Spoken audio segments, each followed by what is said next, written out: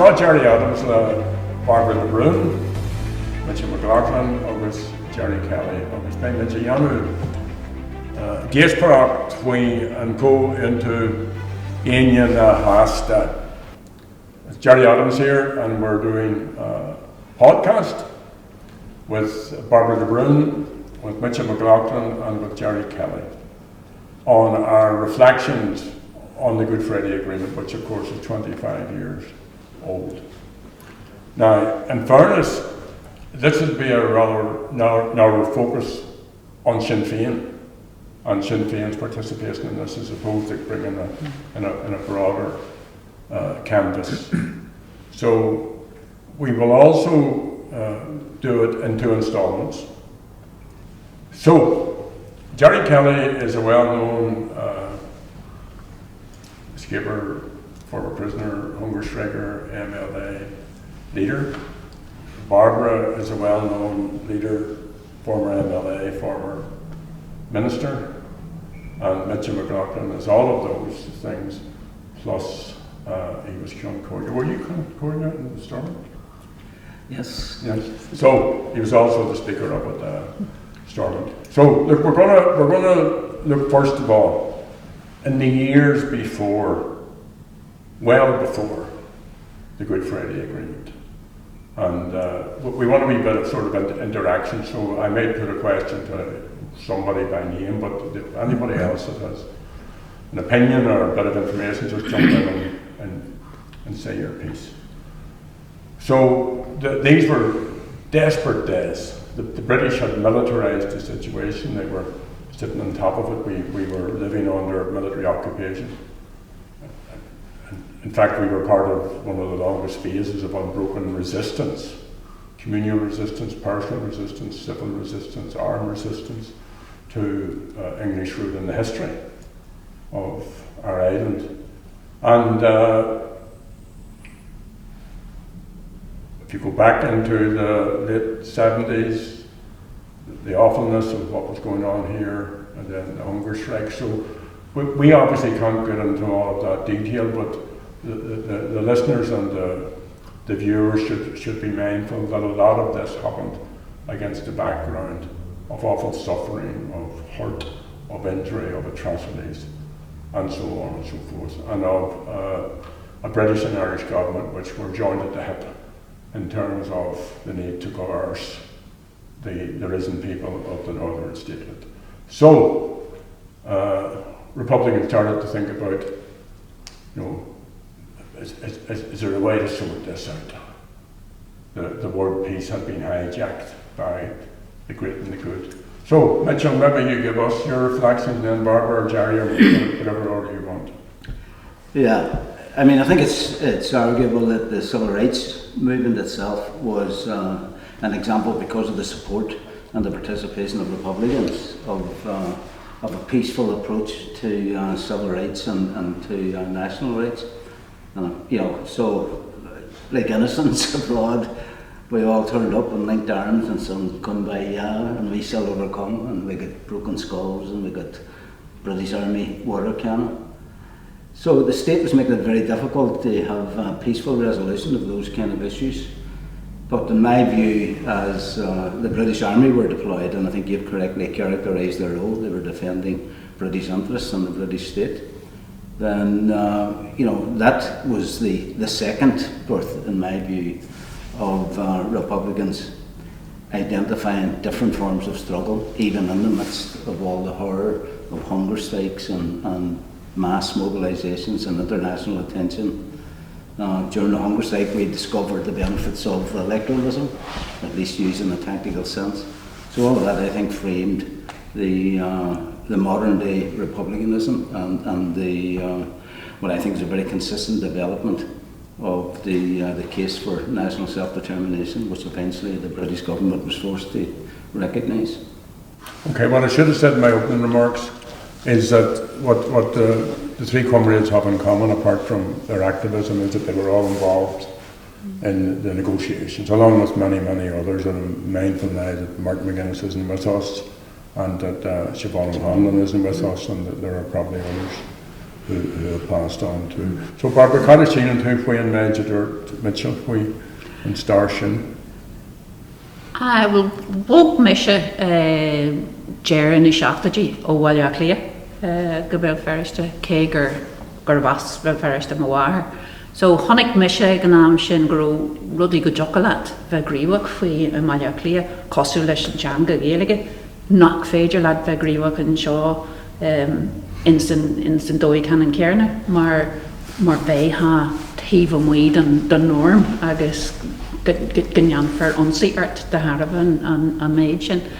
A few glorch for Boctonus, agus Coananus, Bishin few Jacker and Shaw, agus and Major a Wahi Mesha, Teresh and Stalcockras, agus Mujik Egrivo, Nismo, non Major George too, from Focal Sheakan. It was very clear to me, just talking to ordinary people here, that the word peace here didn't have a positive connotation at that time. And it didn't have a positive connotation among ordinary people because it was seen as meaning their surrender and their giving up their demands for very ordinary things that they wanted and that they needed.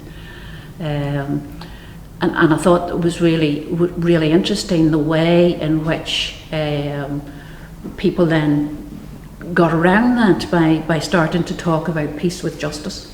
There was a long period from them feeling that peace was something that didn't apply to them, or certainly that they weren't going to be allowed to be part of, to being able to embrace it, because peace with justice was something they could absolutely understand. That was something that meant something very real to them. And I think then our documents that started coming out built on that, built on what had been grasped by people on the ground once they started to say they were happy with peace with justice as a concept, what that meant. And eventually we were able simply to talk about peace because by then people understood it as peace with justice.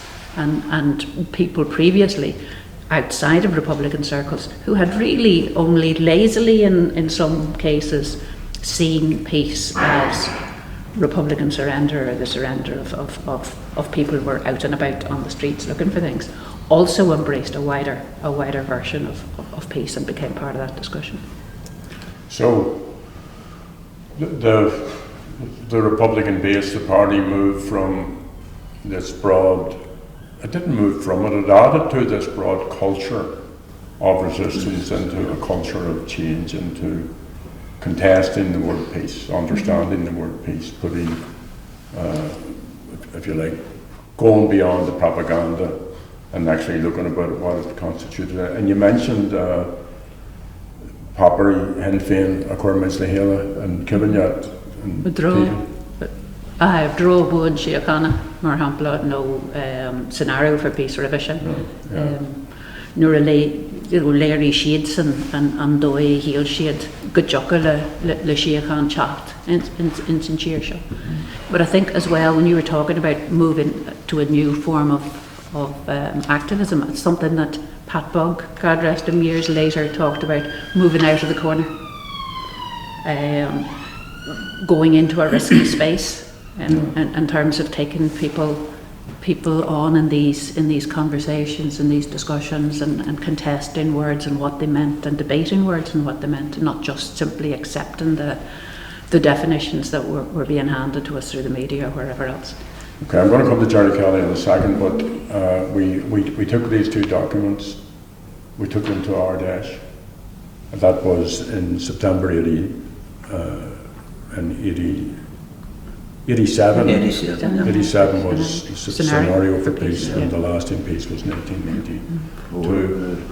So they actually became a peace strategy, a peace process, a peace objectives became formal Sinn Féin policy endorsed by the Ardash. Do you want to give us sort of a wee bit of an insight about how that was put together? And there was a small group. Were you involved in that, Gerry, in the prison at that time? I was in prison. You were in prison, so well. You might just reflect on that when Mitchell's finished. I got out in '89, so when I think about it, both those documents came out. I think one of them at least came out after it.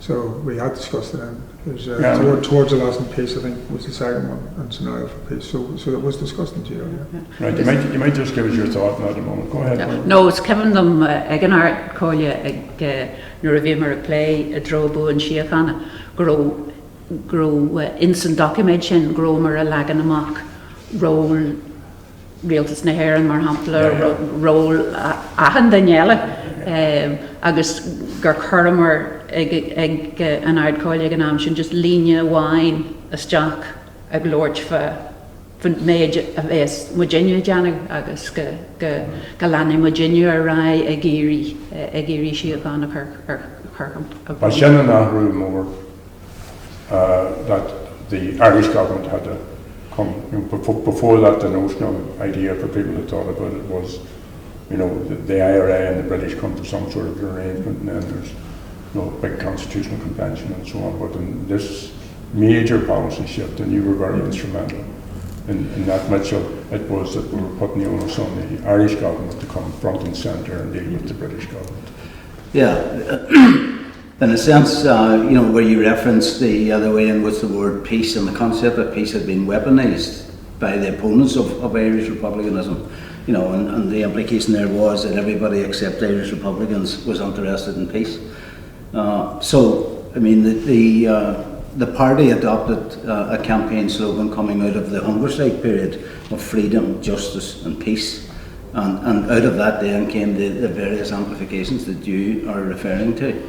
The issue or the idea of how you would achieve that immediately challenged Republicans on issues like, well, do you think you can continue the struggle until you defeat the British government on your own and then peace will follow?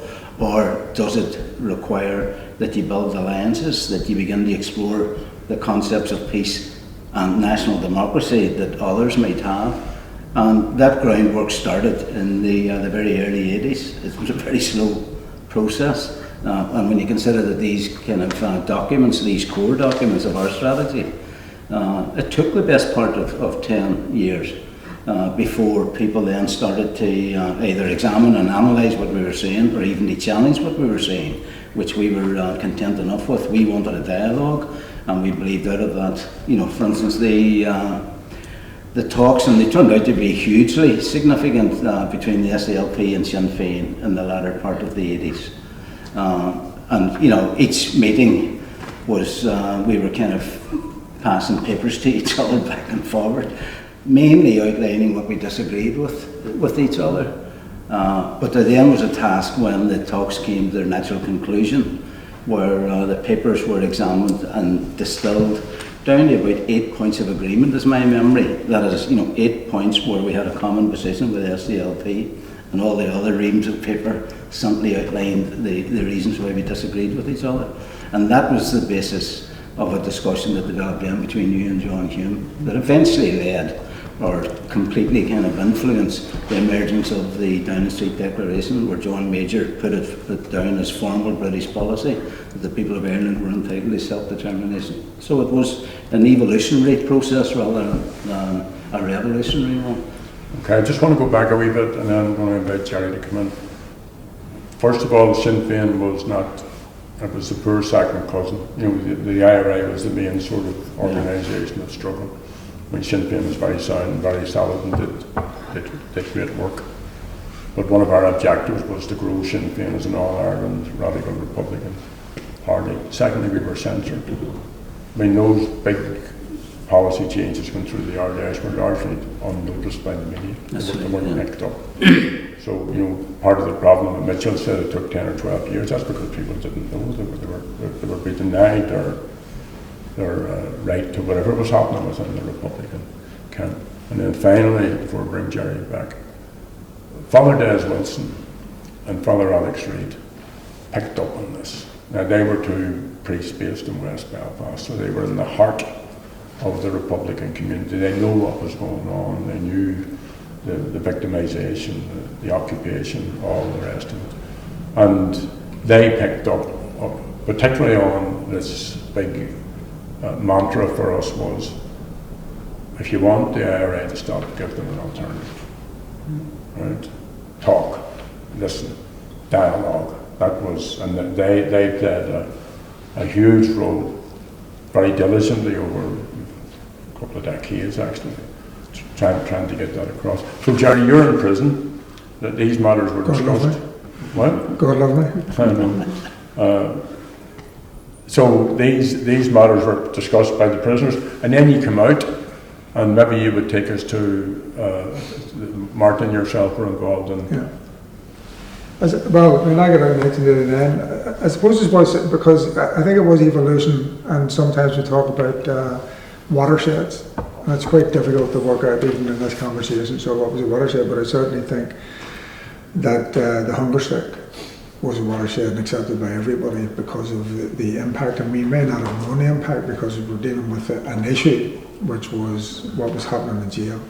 But something strikes me a way back, because it has always stuck in my head. There was a document came out, I think it was around 1977, somewhere around there, I might get these dates wrong, from the General Glover, who was the head of the British here. And the document was leaked or found or whatever it was, and it said that they could not defeat the IRA. And I think that, because it was read at the time, I think, by anybody probably who was in jail or who had been involved in the conflict, it was read by, yeah, absolutely, they can't defeat us. But the flip side of that, of course, was that it couldn't be a defeat either way, right? And I think that in itself, led a small path in terms of that. Then when the hunger strikes came, and we had long since decided not to be involved in electoral politics, and then this huge issue.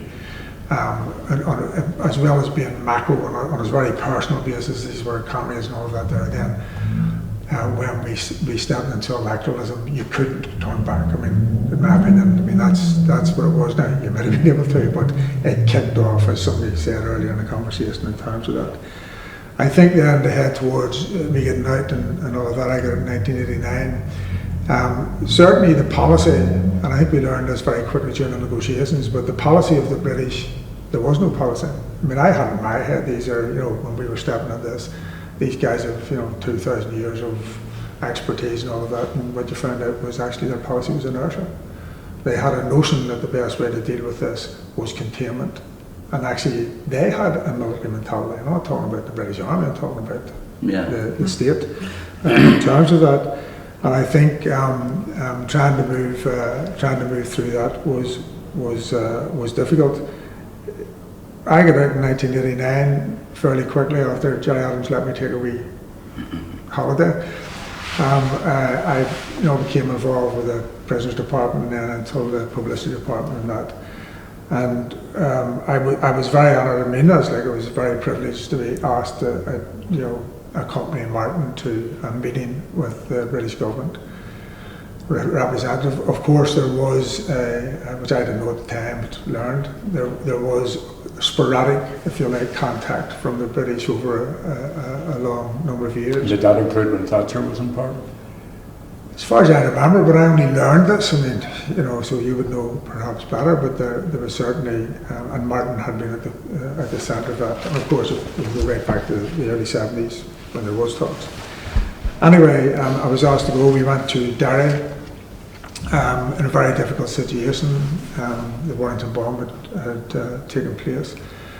This had been arranged, and there was supposed to be two people came, only one turned up, but we did the meeting, and I took a note of the meeting, and I do remember that the representative was saying things like, and coming from a British representative made this the important thing. There's going to be union. This is all heading towards union of the United Ireland. The unions have to realise that. And as I was taking notes, I was thinking, I wasn't thinking that this was a seminal moment, but I was thinking there's something going on here, and I was never expecting.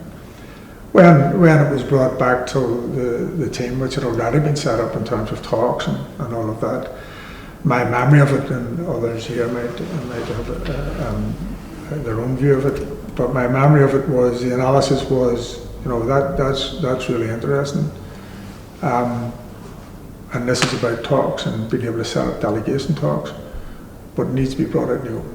I always remember that, I forget who said it, but I always remember You know, they can talk in private rooms, but there needs to be a public, if you like, manifestation, not of that meeting, because the back channel was always important, but that this had to be brought out to the open so it could be discussed, rather than the small group who was there at the time, and then all republicanism and that. So I do think it was a very important moment, but I didn't necessarily know that at the time, to be honest.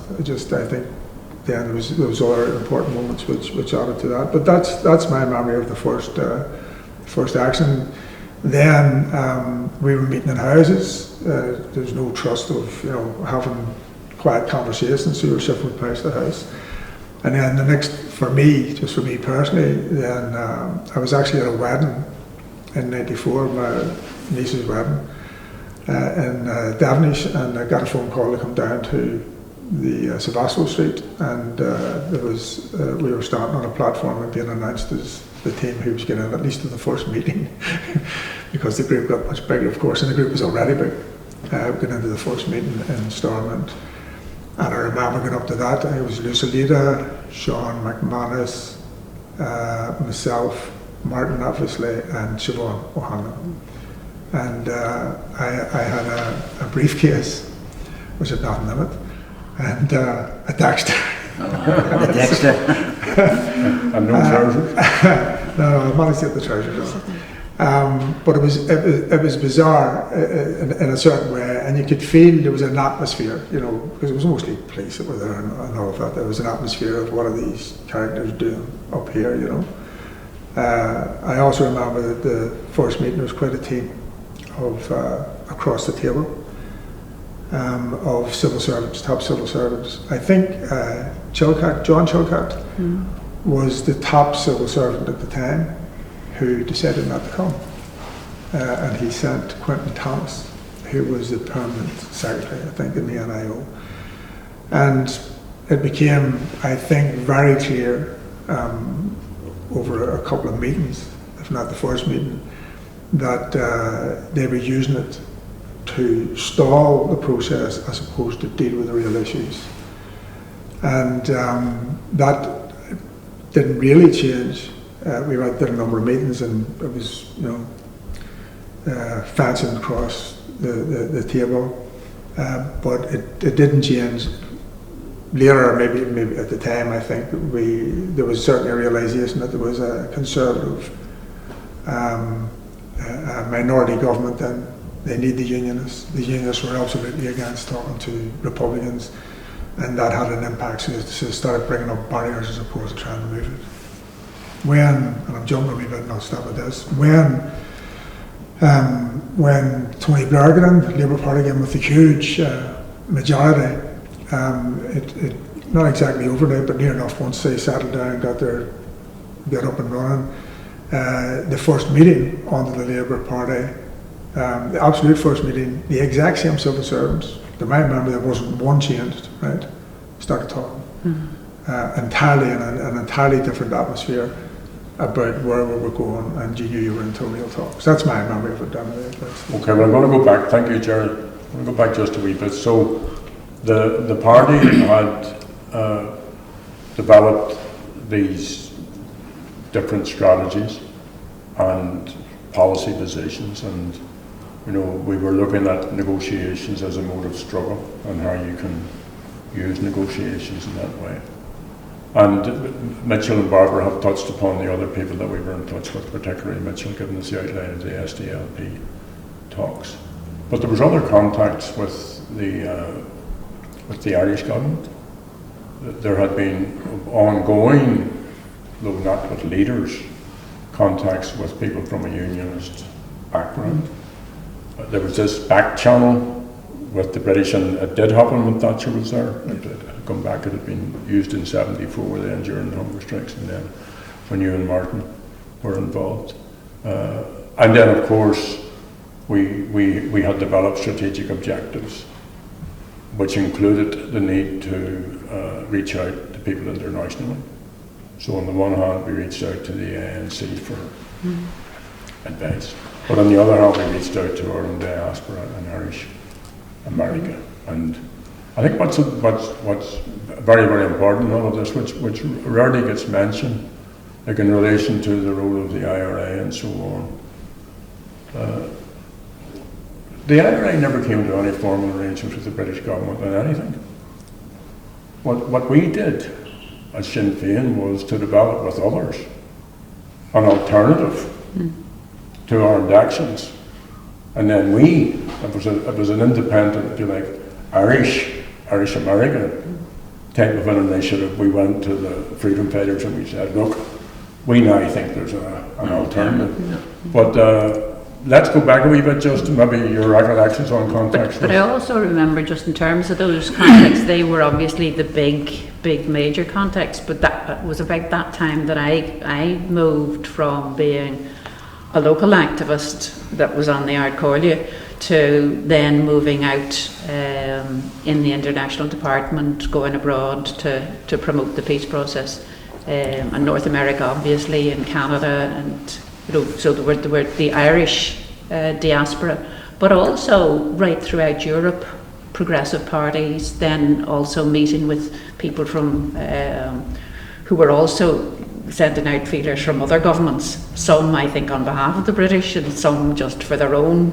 to know what was happening here and what was likely and what was possible. So there was an awful lot of that building international opinion, which was part of those strategic objectives, so that the voices grew from quite a broad range of people, that the change was possible here and that the British needed to take it seriously. So what's your recollection, thank you Bairbre, what's your recollection then of this changing situations? Obviously the war is still going on, obviously the prisons are still full, there's still all of the difficulties that we're very aware of. But there's now, a very active Sinn Féin push for our growing mandate to be recognised and for there to be all-party talks and for nobody to be barred from those talks. What was your recollection of the Irish government's response, the British government's response? And also and each of you want, just jump in if you have a recollection of how some of that developed. Yeah. And talk about the unionists as well, if you would. I have referenced the hunger strike and the mobilisations and the role of support organisations like the Elders Action Committee, not just what they were doing on the island of Ireland, because they went over to Britain. They went to Europe and addressed the European Parliament. They went to the States and addressed congressmen and senators. They briefed one of the key kind of journalists, syndicated journalists, Jimmy Breslin. It was an international story which was actually much more nuanced than, the IRA are bad and the British government is defending the civilian population. Because the story of the hunger strike or the heroism of the hunger strike itself, but that hunger strikers could stand in elections and that the electorate would actually elect them. Not only opened up a whole new avenue of struggle for Republicans, but it contradicted in the most graphic way the propaganda that this was a small marginalised group of terrorists, who are going to... If I come in just saying that, to my memory, and I might be wrong, I think it was the guy, Peter J.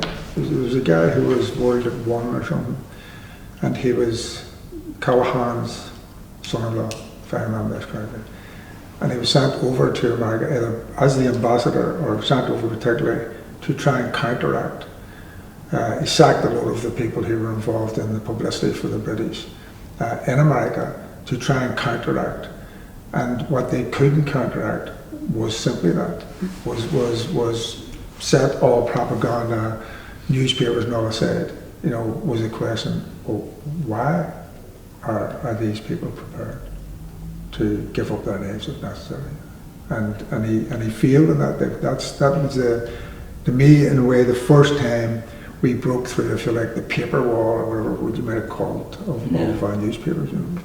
Well, the consequence of that kind of development was that Irish governments became actively involved, possibly out of self-interest, but they also maybe recognised that here maybe was a way out of conflict as well. And that goes back to Charlie Haughey authorising meetings involving us Bairbre Hearn picking up on it. Albert Reynolds, I think, if it hadn't been for Albert Reynolds, John Major would not have put out the Down the Street Declaration. Those kind of things have to be acknowledged by Republicans as well. So there was a coming together of common interests. If we could recreate that now in terms of moving to the next step of say, citizens' assemblies and discussing referendums, you know, it's the logical next step. But I think we should learn important lessons about how we can mobilise, even sometimes against their own self-interest, all of the Irish nationalist kind of parties on what would be the final resolution of this conflict. The conflict, despite the Good Friday Agreement, continues. The war is over, but the conflict is continuing. We shouldn't forget the people in Britain who supported it. Who stuck their necks out to talk out openly about what was happening here, and who brought it into Irish centres, brought it into trade union halls, and I imagine that although they were quite small and continued to be quite small, perforce being right in the capital of the people who didn't want to hear what they had to say, but I often wonder as well how much the British Labour Party would have even started to grasp some of the things they'd have grasped strategically where they felt they needed to be, but how much they would have grasped some of the arguments without people like that had done all of that long-standing legwork before them. Okay, we're coming sort of naturally to a break because we're trying to set the scene. I want to repeat what I said at the beginning. This is a very Sinn Féin focused recollection, but it would be remiss of us not to appreciate the role of John Hume. Yeah.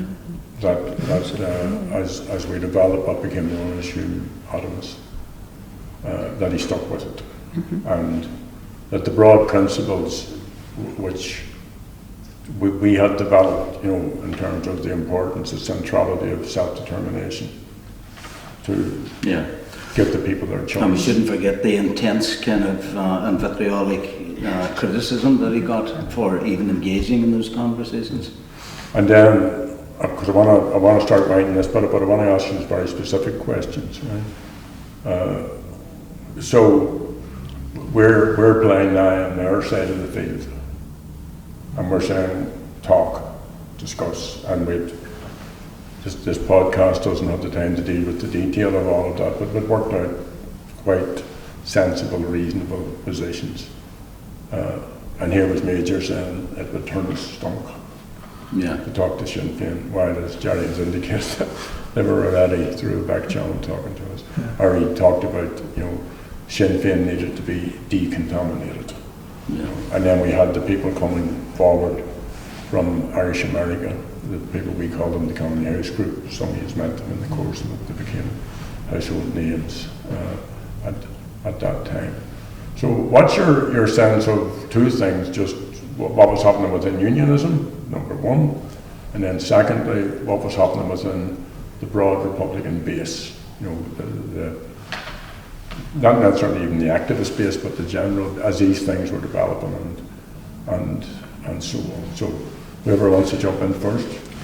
Well, I mean, if you deal with the base first, and I did quite a lot of going around the country with others, you know, did a lot of going around the country. I think they caught on. You have to generalise, you know. So there's all sorts of different views, and you know, don't be talking to the Brits till you're doing the right thing and all of that. But I certainly always found that once you get into a conversation, that people knew that what the leadership was doing, they may, and sometimes it's portrayed like this, you're putting your toe into the issue, you're testing it with caution. And I think actually that always helped, you know, that people thought, well, they're going to be careful. You know, they're taking a chance here, but they're going to be careful. I found, certainly in my own experience anyway, that people realised that there was a chance here. They mightn't even have been able to articulate how far it would go or whatever. But at the base of it as well, I mean, the other thing that people said is they did not want the conflict to go on forever.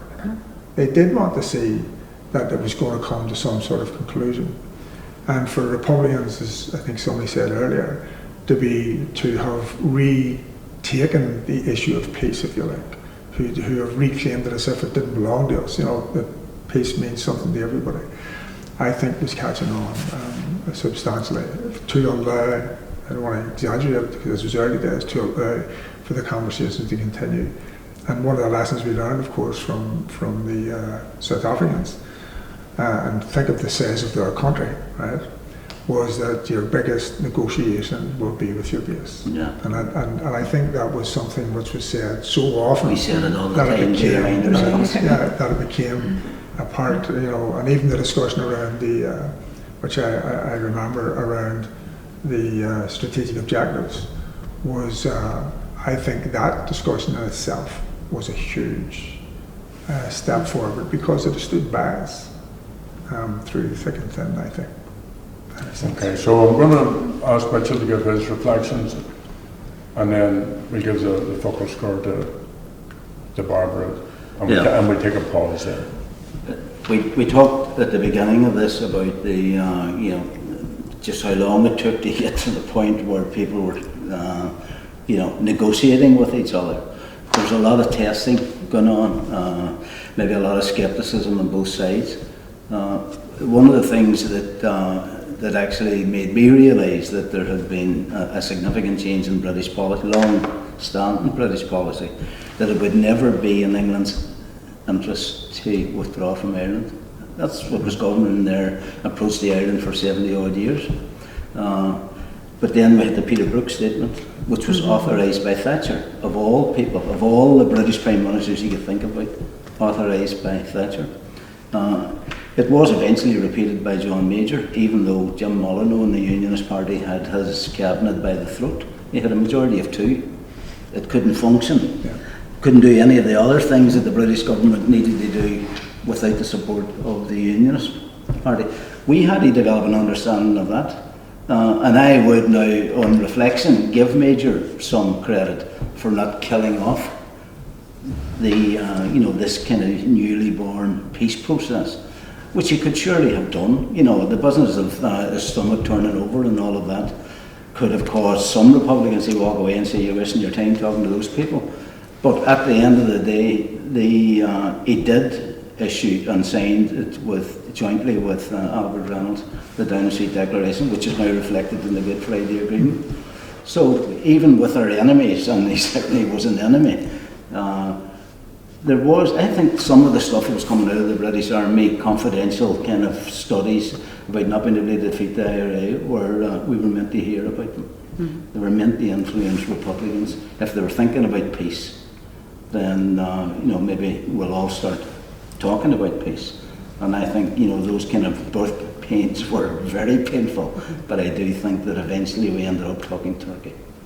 Well, I wouldn't give John Major as much credit as you, but that's another day's work.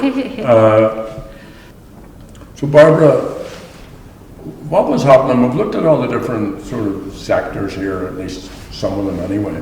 What was happening within unionism, and is it, for example, when the IRA actually went into a SUS, went into a cessation, what's your sense of what was going on within the unionist section of our people? I think it was multi-layered. I think some of the unionist politicians were so wedded to the idea of getting us off whatever path was bringing us closer to other people, that was really all that they could think about.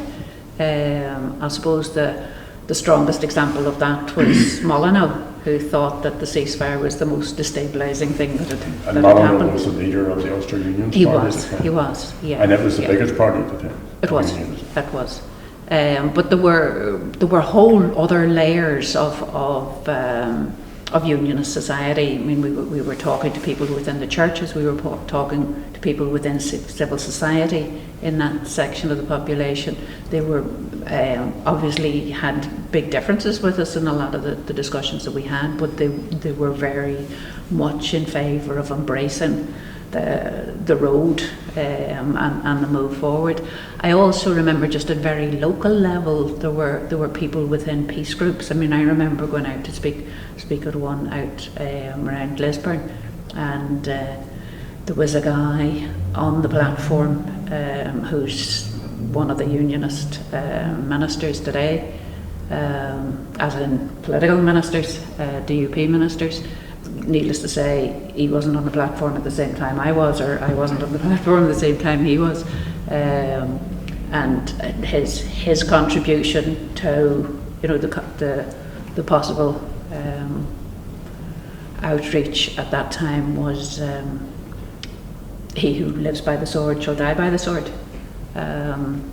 But I then, when it came my turn, said my bit on the platform, and people come up to me afterwards and very clearly within Union Society didn't have that same starkness. Although some then, and I think some today, I think we have to acknowledge people who were hurt by Republicans and who did think that that peace meant everybody who'd hurt them getting their comeuppance and then being okay. A lot of people at that stage were confused about where the peace process was leading and where they were going to be. Because I remember even having a discussion with them at that stage. But surely, whatever came out of this, if it meant nobody else was going to go through that, wherever they came from in part of our society, was that not a good thing? And a lot of the unionists that we were talking to, whether they were organised by groups within that community or within some of the people that you talked about before, Alex Reid, or those, you know, organising for people to come together and to talk. It was very clear there were a lot of the unionist population that were very, very much wedded to this. And you may have said this, but what was it that Molyneux said about the IRA cessation? His view of it was that it was the most destabilising thing that had happened. Right. So that gives you an insight that, you know, that peace was seen by him as almost threatening, or the potential for peace. There wasn't peace at that time, of course.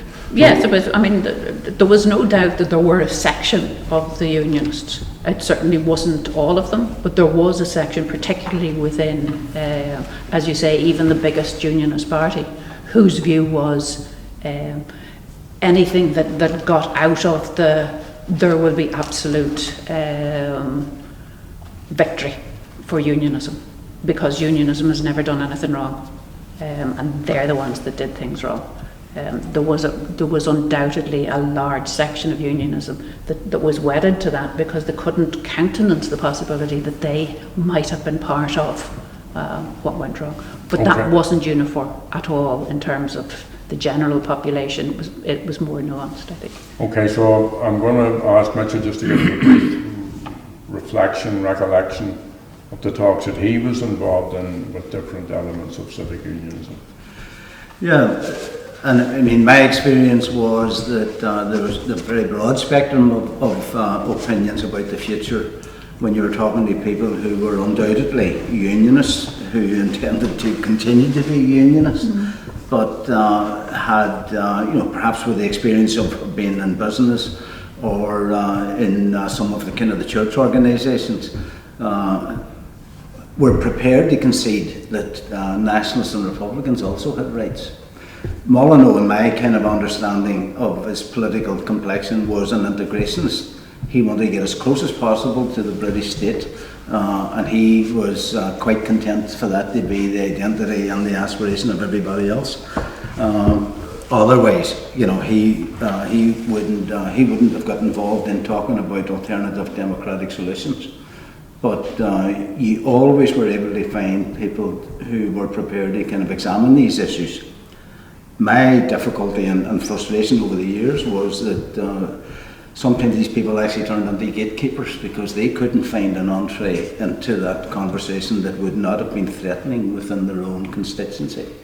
So our conversations sometimes and our energy that we put into those engagements didn't actually go anywhere practical, but it would be wrong to say that none of it travelled. I think the conversation that we were already deeply involved in about finding, to use the expression that we've used in publications, the pathway to peace, people recognised that there was that possibility, and that those who were insisting on outright victory on either side we're simply just prolonging the struggle. Okay, well, look, that brings us to the creek, to the end of this week's podcast. And I said at the beginning, this is a partisan view. I mean, it's looking at what was happening within republicanism, within Sinn Féin. But now we're just going to leap in our next podcast into the actual beginning of the formal negotiations. A lot of what had been happening thus far was below the surface, or was being done as Gerry and Bairbre and Mitchell have described it. So thanks for your input, Gura Míle Mág, and we'll be back next week with a thrilling account of the castle buildings drama. Thank you, Gura Míle Mág.